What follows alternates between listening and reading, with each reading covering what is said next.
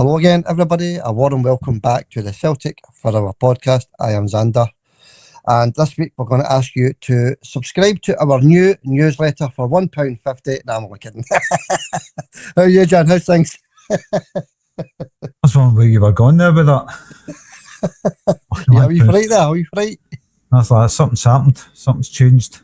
Don't be asking anybody for money. No. You're old begging light on there. No, that's some people do it, don't they? But no, John, we're here to talk about the big game tonight, the Feyenoord game. On Thursday night, we're here to talk about the big preview to that. No one we're actually looking forward to, is it really? Nah, I just can't wait till this Europa League's finished. Like I said to you the other night, it's just grinding on me, that stuff. I'm only interested in the domestic stuff. That's it. Get back to normal and get that top spot back. That's what that's important to me right now. Get the top spot back, and I'm sure that's coming very soon. Yeah, it's looking that way, isn't it, John? And we do have other things to worry about rather than the European scene just now. We've not even got a manager, as I said the other day, John. No manager, sitting second in the league. You know, we need to get some things sorted out. The fans are, falling out with the board are falling out with the fans. Just a bit of a mess. We need to get the whole situation sorted out. Competition, John, for this midweek fixture on Thursday night. Correct score guess into the comments. Get your guess in, folks, for that league table on your left-hand side to win the fantastic prize at the end of the season. If you're top of the league, you will win that prize. Various Celtic goodies there up for grabs. I've not broke that down yet, John, the actual prize, but there is a whole lot of stuff there. Flags, scarves, tops, watches, blah, blah, blah, a whole lot of stuff there. So get your guess into the comment section. And if you're interested in joining that league table, just drop us a wee mention in the comments and we'll get you joined into the league table if you're interested, because again, John, a few people not replying, not giving their guesses. So if you're interested in joining that league table, don't be shy, get your name into the comments and we'll add you in. Right, John, there's some news and some wee bits and bobs happening at Celtic before we get into the big preview of the Fenerbahce game. Iheanacho, John, big Iheanacho, looks as though he is back fully fit. He's been pictured in training. I put on the video a few hours ago of big Iheanacho back at Celtic Park in full training, John. So that's just great news. Gives the manager another option. We desperately need another striker.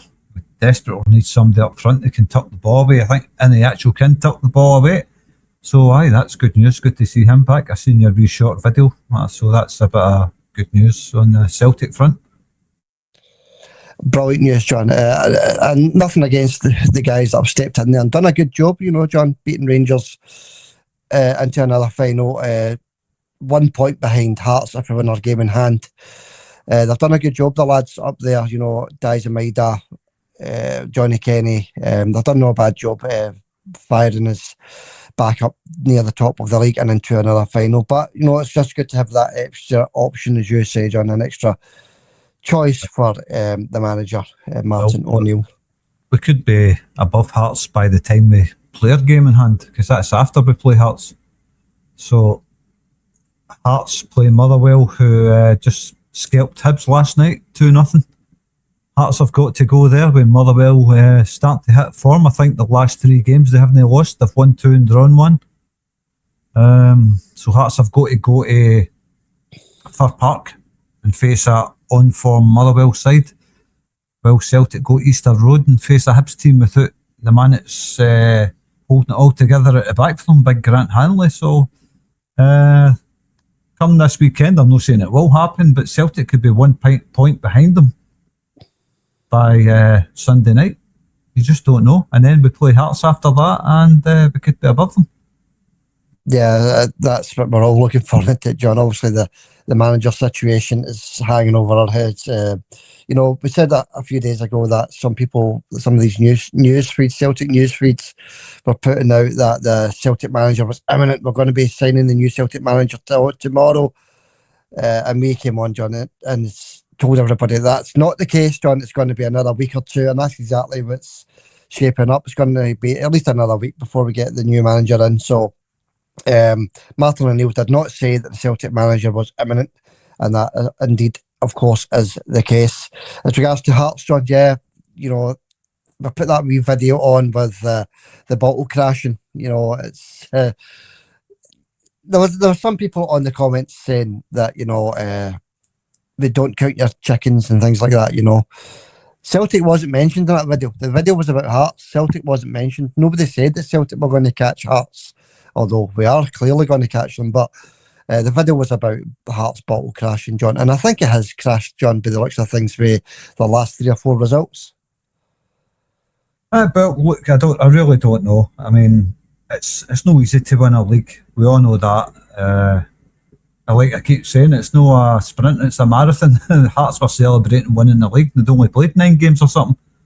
Unbelievable celebrating that early. But by the way, you're right enough. It is. So we've got Hibs on Sunday, and then it's our game in hand against Dundee. So depending on results at the weekend, we could be above Hearts by the time we play them, Xander, because our game in hand against Dundee is on Wednesday, and then we play Hearts on the Sunday, both at home. So if we get by Hibs and Motherwell do us a wee favour, we could be above Hearts by the time we play them. Yeah, that's sounding good, John. It sounds good to me, that Motherwell team on form. Very difficult to beat normal circumstances, John, but they just beat Hibs, as you say. So we're hoping to do the same against Hearts. Yeah, that'd be absolutely tremendous if that's the case. But we do have a couple of games before that, John, especially the Feyenoord game on Thursday. And we'll touch on that in about 10 minutes. Because that is a bit of a hindrance, that Europa League, for me just now. But we'll get to that very soon, folks. Okay. The Green Brigade, John, they've announced they're going to do their food bank thing they do every year at Celtic Park just before the Hearts game on the 7th of December. So there you go. The board are always on the Green Brigade's back, John, and then they do fantastic things like food banks for the needy in Glasgow, John. Absolutely tremendous from the Green Brigade. They're doing it again this year, even though the board have banned them from 6 games, John. The Green Brigade, just tremendous doing their charity work as well. It's always a good touch, that. We spoke about that last year. The food banks, it's needed for a lot of families, isn't it, the food bank? And the Green Brigade and other Celtic fans as well do a fantastic job showing the charitable side. I don't even know why the Green Brigade are banned from Celtic Park for 6 games. I don't know what it's all about. I don't keep on top of all that stuff. All I know is they keep the players going on the park with their support all through games, and I think it's poor on the board's part banning them. I know not a lot of people, but some people don't like the Green Brigade. I like them. I like it when they're there. I think they create the atmosphere, and like you says, they do a lot of good things for the Celtic fans and people that's short of cash generally in Glasgow. You don't have to be a Celtic fan for the Green Brigade to help you. So I think it's bad on the board's part doing that, because they're the kind of the heartbeat in the centre of the crowd, isn't it? The Green Brigade. So I think it's bad issuing a ban on them instead of sitting down with adults and talking things through. Yeah, that's it, John. I heard there was an issue with the crowd inside Celtic Park as regards to stewards and police, John. But I don't know exactly what the incident was. But even so, John, these things happen in every single stadium up and down the country. So just let the Green Brigade back into the stadium, but it's not going to happen, John. They have to go and face this 6-match ban, and that must be over pretty soon as well. Anyway, John, because it's been a few games that they've been missing from the stadium. Anyway, John, we'll park that there. The Sun have come out today saying that Nick Walsh is in charge of the Hibs game at Celtic Park after the controversial semi-final, John. Now, where was the controversy in this semi-final? The only controversy in the semi-final was that Celtic got a penalty given against them. Apart from that, Nick Walsh had a decent game. I don't remember much controversy. Is it because he gave Asgard a red card? Is that controversy? I mean, straight red card. There's no disputing that. because you didn't give Trusty a red card and Scales a red card, I think it is, John. Trusty, not even a yellow, never mind a red, and Scales because he was already on a yellow and the ball hit his arm, John. Obviously, your man behind all this controversy, John, Nick Walsh, has apparently said to Raskin as he was walking by him, you know, the rules are the rules. If you don't know the rules, it's not my problem. So well done to Nick Walsh for that. Absolutely brilliant. Putting wee Ratskin, as you call him, in his place, John. But no controversy in that game for me whatsoever, John. Never a yellow card and never a red card for Big Trusty either. No, I think Nick Walsh was giving Rangers players free kicks all over the park, very light fouls, you know. So they've nothing to complain about. By the way, Austin Trusty was booked to get a yellow card for that incident, but obviously they're claiming it was a red card. It's never a red card in a million years. You've got to. They're talking like Butlin's head was in Rose Ed. You know, never touched him. I mean, he never even touched him. Can't give a red card if the player's not been touched. To me, it wasn't even a yellow card. Maybe because he showed intent and pulled his foot away. Maybe that's why he was yellow carded. But he never touched him. It's as simple as that. Yeah, that's it, John. And sticking with referees and statements, etc., John Livingston have wrote a statement to the SFA in regards to not getting a penalty at Ibrox, an absolute stonewaller. You know, Livingston putting Celtic to shame there, or the Celtic board to shame there, John, a bit by, you know, writing a statement to the SFA. Celtic have had decades of decisions like that against them and not once wrote to the SFA, John. So well done to Livingston for standing up for themselves. Aye. If you want to define a penalty, that was it. A handball, stuck his arm out to stop the ball going into the net. If anything has to define a penalty, that's it. And that was shocking refereeing at its worst. VAR at its worst. Just disgraceful.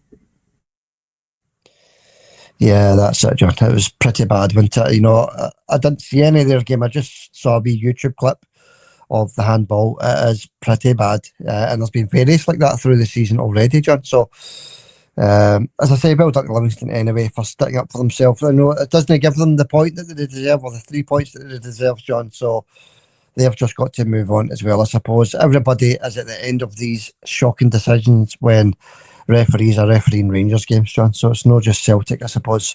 Right. As regards to Rangers, John, a wee quick word on Boa Vista, John, who we played obviously back when we got to the UEFA Cup final, John, away back in the early noughties. We played Boa Vista. They have now been liquidated, John. So Boa Vista not getting the Rangers treatment, you know, no league chairman coming out saying if we lose them, the integrity of the league is lost, things like that. Utter nonsense, John. Boa Vista are gone, and they're gone for good, John. They have been liquidated. There's no rising from the dead for Boa Vista, unlike the Rangers back here in Scotland, John. So if you break the rules, you're dead. That's the bottom line. There's no return. But unlike in Scotland, John, the Rangers returned after being liquidated. So a wee bit of sad news there, John. Boa Vista, a decent wee club there, liquidated. Are they going to come back as the Boa Vista? Well, it's bad when any club goes through that, apart from the Rangers. I mean, yeah.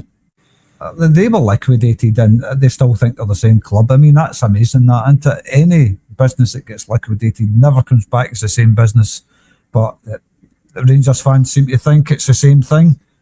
That's up to them if they want to think that. We all know what the truth is. Every fan in Scotland sings it to them. You're no Rangers anymore. We all know that. But if they want to live in fantasy land and kid on, they've still got other titles and all that. Unbelievable, isn't it?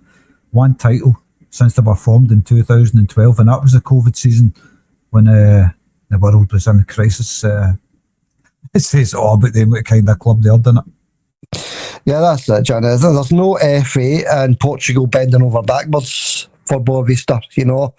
They've let it go, they're gone. That's it, that's the bottom line. Unlike the SFA and everybody else, the press, in Scotland bending over backwards to try and get a dead club returned as a dead club, John. Let's be honest. The Rangers, they're called the Rangers for a reason.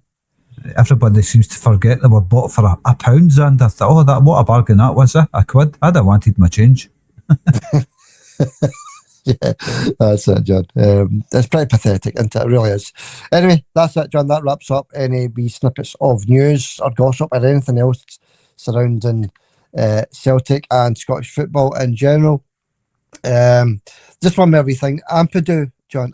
Ampadu, the Celtic manager assistant. That's the delay, John. We're waiting on his paperwork coming through. The new manager's assistant, John, that's what we're waiting on. There seems to be a wee delay with that, John. Ampadu getting his paperwork sorted. Is that no a song in the 80s? Ampadu, do, do.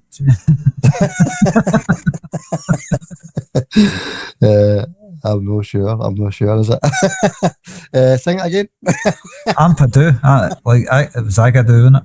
The Zaga, that's it. Aye, that's what we're thinking. Aye. All right, John. So that's it. That's the delay on the Celtic manager coming to Celtic, John. That's why there's a big delay. But we are hearing, John, that it could be as early as the start of next week for the new manager. Aye, well, we need to get this sorted and get the club settled. That's what it's all about right now, is getting the players settled, get used to a new manager, and we'll only hope this boy does his best. I know there's some people thinking he's not got enough experience to take over Celtic, but Ange Postecoglou never had a lot of experience. Right now I'm on the fence until I see what he's all about and if there's any improvement in the team's attitude. That's, to me right now, that's all important, as I want to see a change in the players' attitude before anything, because right now they just look like they're not performing the way they should. They're better players than what they're showing there. Yeah, that's it, John.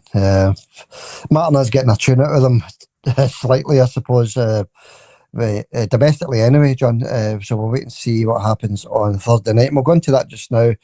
But Wilfred Nancy, waiting on his assistant, John. That's what the delay is. We'll hopefully get that sorted over the next few days. Right, John, Feyenoord. Let's get into it then. The big game on Thursday night. The Stadion Feyenoord, that's the name of the stadium, John. It holds 51,177 spectators.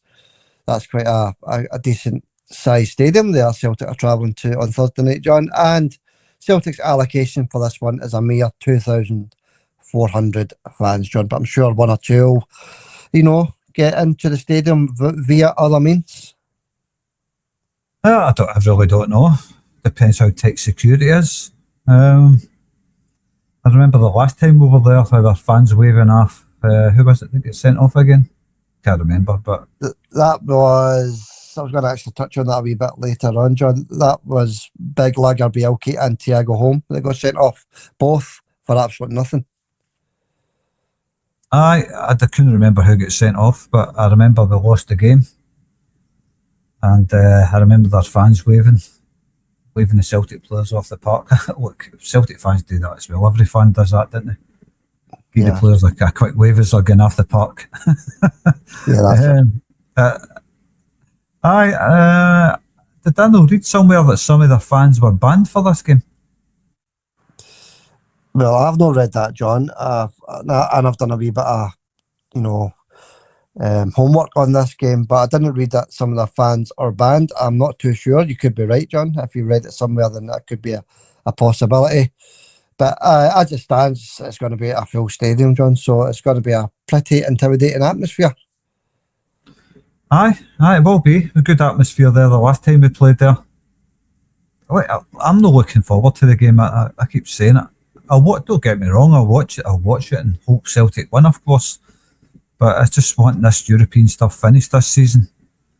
I just think there's too much going on at Celtic to, kind of enjoy the European stuff right now. we need the club settled before I can enjoy that stuff. Of course, I'll be back in Celtic 100%. I hope the boys go there and do a good job, but I just not looking forward to it. No, well, you know, the form isn't great, Feyenoord. You know, I know Celtic's form isn't great, especially in Europe as well. But, you know, you just never know, John. This could be the game that kicks off our season. That's what we're hoping for. Van Persie, he is their coach, obviously, and Feyenoord. Under Van Persie, John, they prefer to play a 4-2-3-1 formation. So that's their preferred formation, John. But as you say, John, it's going to be very tough. This 5:45 kick-off as well, John. I just don't like these early kick-offs, do you? No, it gets it over with quicker, I suppose. Yeah, it does, yeah. Yeah, it does. It's once it's done, I suppose. It's another game kicked off. There's 4 games left, including this one. So as soon as these games are ticked off and we can concentrate on the domestic front this season anyway, John. I'm not talking about every season, just this season while the club is in such disarray. Do you think we'll qualify, John, from this group? I don't think so, no. How many points are we on? 4? 4, yeah. It would be it's a big ask, asking Celtic to qualify. But this, I mean, if Celtic had a full squad available, I think we could have qualified from the group. But we've been riddled with injuries, and it's not like it's players that don't get a game often. It's first team players. So when I look at it in that sense, with all these injuries we've got, Vickers and Johnson and Jota and all the other ones that's missing, I just can't see it right now. I hope I'm proved wrong and the players that we've got there can do a job. But right now, I can't see it. We'll see how it goes after the Feyenoord game and maybe have a change of heart, you know. Yeah, that's it, Jim. We can only go by the current form, isn't it? Okay, Feyenoord 29th in the group. They're sitting 29th with 3 points from 4 games. So very similar to Celtic. Celtic, on the other hand, are sitting 27th in the group with 4 points from the same amount of games. Feyenoord knocked out of the Champions League by Fenerbahce. So their European form is not great by any stretch of the imagination. Of course, these things normally change when Celtic come to town, John. Well, this is it. And I think Celtic panic when they go away from home in Europe. Sometimes you look at them, they look pretty good the day, they play pretty well, and then they'll lose or maybe draw a game or something like that. Sometimes they put in great performances. But mostly the last few years gone away from home, you can see the panic in the players, especially the last game against Midtjylland. It was a shocking performance. It can't be any worse than that, put it that way. Yeah, that's it, John. It was pretty bad, that performance, wasn't it? But we'll look forward, John. Let's look forward because Feyenoord, they do have 9 players out of this one, John. And I'm not saying it's all the main regular players. I'm not too sure, to be honest with you. But there is 9 injuries for this one. Let me quickly run through them. Jordan Bose, he's out. Justin Bieslow, he's out. Gerard Trauner, he's out. Javako Reed is also out. Malcolm Jean is out. Thomas Bielan is out. Anbyom Hwang, Japanese boy, he is out. Jacob Moder is also out. And Kyle Larin is also out of this one. That is a fair old chunk of players out of this one. Celtic clearly missing players as well, John, but they're all mainstays in the team. Johnston, Osmond, Vickers, Jota, Sarachi, all missing from definitely 100% missing from this one, John. But maybe that's partly to do with a poor form, Feyenoord, with all these players out. It could be. I don't know. I don't know any players that play for Feyenoord. I don't watch them, but I know they've always got a good team. Feyenoord, a bit like Ajax, they've got a lot of good young players. It seems to be the way in Holland. A lot of good young players there. Maybe Celtic should start looking there for their talent because the Dutch teams seem to do well, don't they? They bring a lot of young players through and sell them, make good money. Maybe Celtic should start looking into the Dutch league to see if there's any talent they could maybe get on the cheap. Yeah, that's it, John. They've got, their scouting systems and things like that are always outstanding in Holland, aren't they? So, yeah, they're a decent club, Feyenoord. They always have been a decent club. Also, we've got a lot of history with Feyenoord also, haven't we? But let me quickly run through the results in Europe for both teams so far, John, the first 4 games. We'll start with Feyenoord, since they're the home team. 1-0 loss to Braga, then a 2-0 loss to Aston Villa, then a 3-1 win against Panathinaikos, and then a 2-0 loss against Stuttgart, John. So again, not great. It's very similar to Celtic, who have had a 1-each draw against Red Star Belgrade, a 2-0 loss against Braga, a 2-1 win against Sturm Graz, and a 3-1 loss last time out to Midtjylland, as you already mentioned, John. So both teams, John, I suppose both teams are not doing too great in this year's Europa League. No, but we're not sitting bottom of the league. Yeah, that's true. That's very true, John. We're not sitting with 0 points, and neither are Feyenoord, John. But the form not great. Both teams will be looking at this one, John, thinking a win puts us right up this table and puts us in a great position to qualify either for the knockout or directly through to the next round, John. So both teams will be thinking the same thing. Aye, they definitely will. But luckily for Feyenoord, they've got a game at home. It's going to be tough. It's going to be very tough. So, but we beat them at Celtic Park, did we know, Feyenoord? Was that not the game Lagerbielke scored the winner? Yeah, of course it was, John. That was 2023. Away back then, John, all of 2 years ago. We played them, and we also played them in the first leg. That's the game you're talking about earlier on, where big Lagerbielke got sent off, and Thiago Holm also got sent off, John. Big Lagerbielke, he was made to look like the best defender in the world against Celtic when Braga beat us 2-0. So, yeah, the big man scored the winner, John, as you say, at Celtic Park. But, you know, times have changed. It's now 2 years later. We just need to hope, John, that the same thing doesn't happen on Thursday night. No red cards, John, gives us half a chance. Aye, you don't know what kind of mood the Celtic players are in right now. Bit of turmoil at Celtic. Martin O'Neill, he will obviously try and get the best out of his team. But this is a different proposition. Celtic away from home in Europe. They just sort of keep going back to that Midtjylland game, how poor Celtic were, and the Braga game, how poor we were in that as well. And I think Feyenoord, obviously, they're struggling as well, but I think Feyenoord are probably a better team than Midtjylland and Braga. Yeah. Although form doesn't suggest that in the Europa League.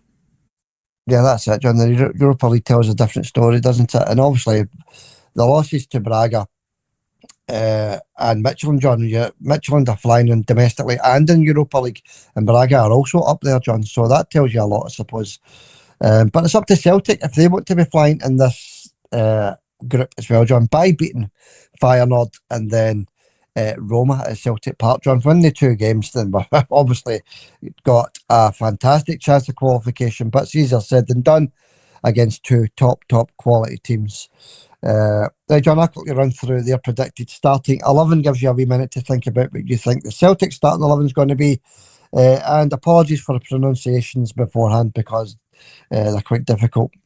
Okay, let's get into the starting 11 for Feyenoord. I think it'll be Welland through in goal, Newcoop, Amidovic, Watanbe, Small, Valente, Timber, Musa, Stegen, Sauer, and Edouard up front for them, John. Apparently, Musa and Edouard are absolutely firing for them, John, scoring in every game. In fact, they scored in 4-2 loss at the weekend there, John, to NEC, but they are conceding goals, John, Feyenoord, and you know, various goals lost in Europa League. 2 goals lost against Villa, 2 goals lost to Stuttgart, another goal lost against Braga, and then another 4 goals lost against NEC at the weekend, John. So they have got a sort of a defence that's leaking goals, John. So we can need to try and try and score a goal at least in this one, John. That's what we're looking for. We've got an attack that doesn't score goals, so it kind of balances itself out a wee bit, doesn't it? We've got attackers that just can't hit the net. I know we got a couple of games. Well, it'd be unfortunate in the actual, I mean, he's back. Johnny Kenny, I don't know if he'll start this game or whatever, but we've just had a problem with strikers striking. And if they've got a problem with their defenders, I don't think they'll have much problems against a strike force that doesn't hit the net. Yeah, that's as you say, it's no many goals in Europa League this time. We did score against Red Star away from home.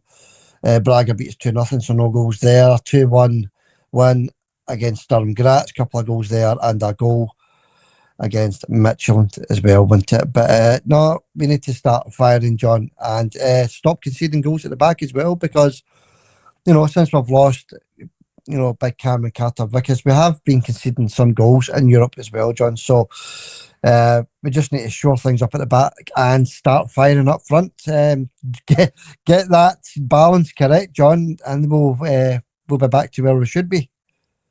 Well, this is it. And by the way, I'm not sounding doom and gloom. I'm just saying it as I see it. It's a fact. The Celtic strikers are not striking. That's just a fact. That's not been doom and gloom. I hope we go to Feyenoord and the front three start to find their scoring boots. Start firing the ball into the net and take a couple of goals off Feyenoord. Now look, there's no time like the present to fix it, is there? Martin O'Neill, cracking coach, or manager, don't like using that word, coach, manager. We'll see what happens, and I really don't know, but it could fire up tomorrow night and we go and score a couple of goals. We just don't know, especially if any actual's back. Maybe Johnny Kenny looking over his shoulder, knowing there's another striker waiting to take his place if he starts failing. So it's always good to have a second striker for that purpose alone. And you never know, any actual might start. Johnny Kenny, of course, was subbed against St Mirren first half. Didn't appear for the second half. So maybe Martin's, I don't know, maybe he's keeping for the final game. I really don't know. Yeah, that's a possibility, John, but I doubt it. That's a possibility. Johnny Kenny was firing the goals, John. He really was. He scored the last, domestically anyway, scoring domestic goals. Even against Rangers, he scored, John. So we'll wait and see what happens with that one. Big, as you say, Big Iheanacho is back. But he could even go with Dyson through the middle like he did against St Mirren in the second half, John. We just don't know. And that brings us to you then, John, to give us a predicted starting 11 for the trip to Feyenoord on Thursday night, John. What do you think, buddy? I think the team kind of picks itself. Apart from the striker, we don't know what's going to happen there, but it'll be Casper, Rusty, Scales, Anthony Ralston and Kieran Tierney.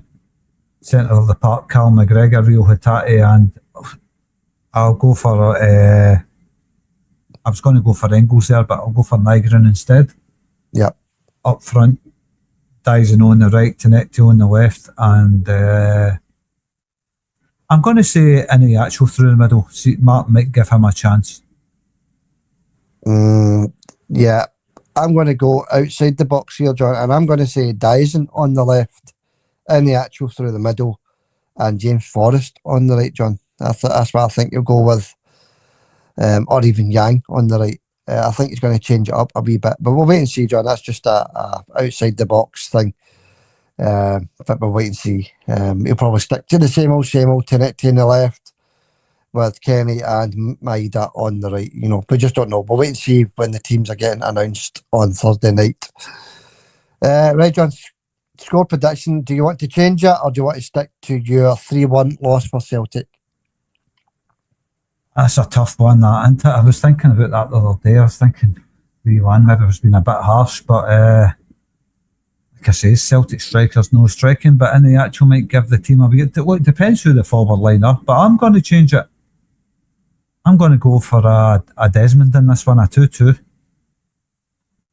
Okie dokie, 2-2. 2 goals apiece. Yeah, Feyenoord have got goals in them. And we're hoping that last minute or last second winner against St Mirren just sparks something, John. That's what we're hoping for. It sparks something on Thursday night, especially in Europe where we've not been too bad, but not too great either. 4 points isn't the end of the world. If we win this one, it's obviously 7 points. So I'm going to change mine as well, John, and I'm going to say 2-1 to Celtic. I'm going to give us the win. in more hope than any facts or anything like that, John. It's just in hope, I suppose, that Celtic finally get an away win in this Europa League group stage. All right, John. That's it. That's the game all wrapped up. Big Iniacho, as you say, John, he's returned. I would just hope that it does boost the forward line, John, because he is a physical striker. He can hold the ball up. I know that Johnny Kenny was doing a decent job there, but I'd like to see Iniacho start this one, John. I am the same. I'm exactly the same. He's an experienced striker, so I like to see experience for these European games. I think he will start this one. I think Martin will go with him. He's maybe had a look at him and thought, the boy's got something like we've all thought. Every time I've seen him, I like the look of Iniacho, so I think Martin will go with him. Yeah, I hope so, John. And I also hope that Dyson plays on the left, John, because Tanetti for him seems to be dipping very slightly, John. I know it's hard to say that about a player that's been playing so well all season, John. But he isn't a natural goal scorer, Tanetti, is he? He's not a Jota, or a Dyson for that matter. He does take his man on. He goes inside, outside, gets the ball into the box, does have some assists. But for me, he's not a natural goal scorer coming in from the wing, John, like all of our other wingers. So I'm hoping he gives the boy a rest and starts with Dyson on the left. I really don't know. I would welcome Dyson on the left and James Forrest on the right, like you says earlier, and Iniacho through the middle. I would welcome that. I think that would be very interesting if that does happen. But we'll wait and see, Sander. We'll wait and see. Yeah, we'll wait and see. And just a wee quick word on the midfield, John. You said about Engels and Nygren, both who are not playing very well. Let's be honest, both are not. Especially, Engels had a decent season last season. I know he didn't, set the header like last season, but he was a double winner, League and Cup double winner, John. He's not done it at all this season, Arnie Engels. One or two nice wee touches in games, but nothing, as I say, to set the header lights. And Nygren as well, John, he started off brilliant, and he's beginning to fall away as well, John. So we just need the whole of the midfield to start assisting the forwards, John, because the forwards aren't getting many assists at all, are they? Well, I think it comes down to that. I says that a few times. There's no service to the front men. They're not getting the service that strikers thrive on. So there has to be an improvement there with the delivery of the ball to the strikers, because right now there's a lot of long balls getting punted up front, which we haven't seen from Celtic for a long time. I don't know if Martin O'Neill into it. It's no Brendan Rodgers. He likes to keep the ball and bore us all to tears kind of thing. But Martin O'Neill, he's more direct. Maybe that'll trouble the Feyenoord defenders under the long ball up front, They're probably no used to playing against a team like that. Yeah, that's it, John. Yeah, but wait and see. Martin might have something up his sleeve. And obviously Martin's not got many games to go. Thursday night, obviously, and potentially Sunday night, John, and then that might be it for Martin O'Neill. So, but we'll wait and see, John. We'll wait and see. I just think he's done a brilliant job, and if we can throw in a nice wee European result as well before he leaves, that would be fantastic, John. Exactly, aye. Are we going away present? Are we 2-0 win over Feyenoord, or 2-1 like you says? So take that. Yeah. Okay. All right, John. Just a quick mention of the competition. Get your guess in for the competition, folks. League table, one guess each into the comments. Correct score guess to win the fantastic prize. If you get the correct score, gives you 3 points, and it puts you closer to the top of the league table. The predictor will return on Friday for the weekend predictor. We'll also go through the midweek predictor. I've just not had the time to go through that yet, and there's still games to go, so we'll do that on Friday. Anybody that wants to join that league table on your left hand side, just get your name into the comments and we'll add you to that league table and give you a few free guesses as well to try and catch up. All right, John, you and Tad before we go? No, nothing to add. Just good luck to Celtic, that's it. I mean, I just hope the team shows up, puts in a performance that we can be proud of. Nothing like this Braga game or Midtjylland game that's, to me, I was thoroughly embarrassed by getting beat by Braga, especially Braga and Midtjylland as well. a wee Danish team. I know they're sitting top of that group right now, and they're a half decent team, but it's Celtic I'm talking about on the night. How poor Celtic were. They just didn't match them anywhere on the park, and I want to see that against Feyenoord. I want to see at least matching up with them, going toe to toe with them, giving them a game. If I see that from Celtic, there's a performance, even a narrow loss or a draw, whatever, I'll be happy, Xander, as long as I see a far better performance than what I've seen from Celtic in the games against Bragger and Midtjylland. It's got to be better than that. Yeah, that's it. And I think it will be, John. I think it will be.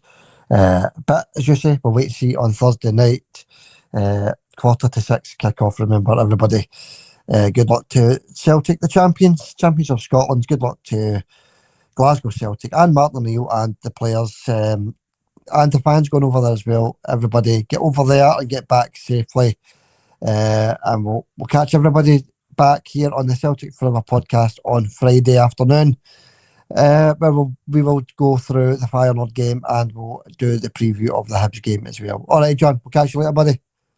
Catch you later, Xander. Hail, hail. Hail, hail, John. Catch you all later. Thanks very much.